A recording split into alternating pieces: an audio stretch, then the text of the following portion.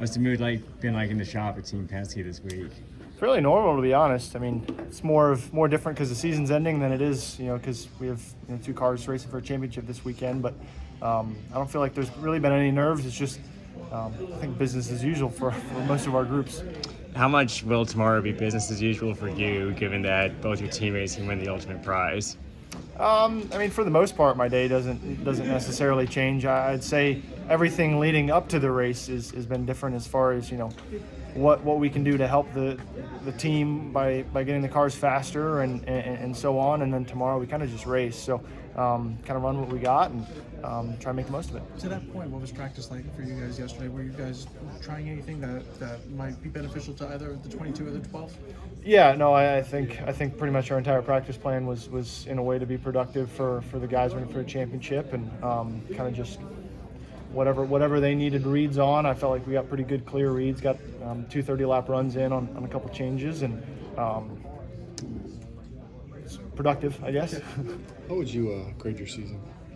How would I grade my, we talking like a number grade, No, letter grade? Letter grade.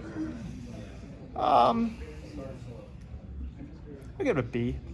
I give it a B, maybe B minus. Okay, how come? I think a B is progress and potential. I think a B minus is the bottom is still a little low as far as shifting the bottom and raising the ceiling. The ceiling is still able to contend for wins, but the bottom needs to be higher. What do you make of the 2 teams' success through these, or the performance through these playoffs? Because I mean, you guys have had speed on a pretty regular basis, where it didn't seem as regular during the regular season. Yeah, I think the stat for me that, and I'm not a huge believer in stats, as far as how to lead your team, but all of our we have a top 5 at every type of package we race in. We have a short track package, we have an intermediate package, we have a road course, we have a super speedway. All of our best races have all been on different types of racetracks. As far as how we performed through the playoffs, I think as a team, we've definitely elevated and come to a lot of conclusions throughout the season as a company. But as far as the 2 car, I've been saying all year, we have a really young group of guys that it's a lot of their first cracks in their position, and I believe in them every step of the way, and some of that's trust in the process, and some of those days it's about not being afraid to fail, and that falls on my shoes as well. So I think I expected us to be better by the end of the season, and we have been, and we just got to continue that progress. What's something that in the offseason you think you need to do to be better next year?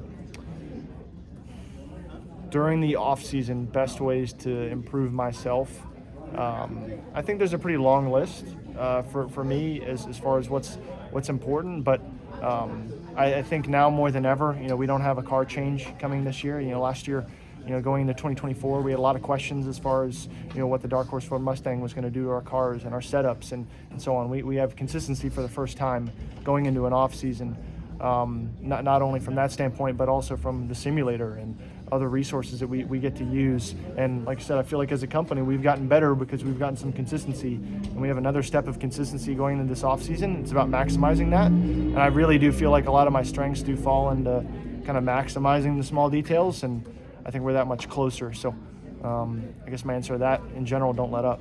Steve O'Donnell said yesterday that while the playoffs are here to stay, it sounds like NASCAR's open to making some tweaks to the format.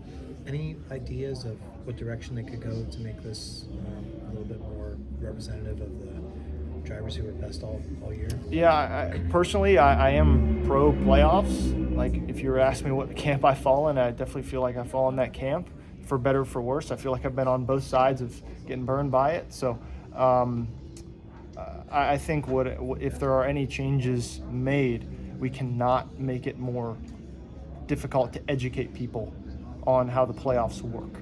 I feel like most sports, it makes sense. This is the criteria you make the playoffs, win or lose, you're in or out. Obviously, racing, there's not a win or lose scenario for everybody, so it's points based. But I think it's very important not to take any step further than where we're at as far as making it hard to educate our race fans or new race fans to what it takes to be a NASCAR champion. So, playoff system where points are just for playoff drivers separate.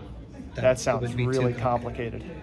It sounds really hard to explain, be hard to explain on a broadcast. I heard that for the first time today, and I think it's not a bad idea. And I think, what was it, Harvick brought up, like each driver in the regular season standings like gets a bye for one round or the other. Like I said, if there are any changes, I feel like they need to be, if anything, easier to explain to our fan base what the playoff format is, and help new fans come into the sport.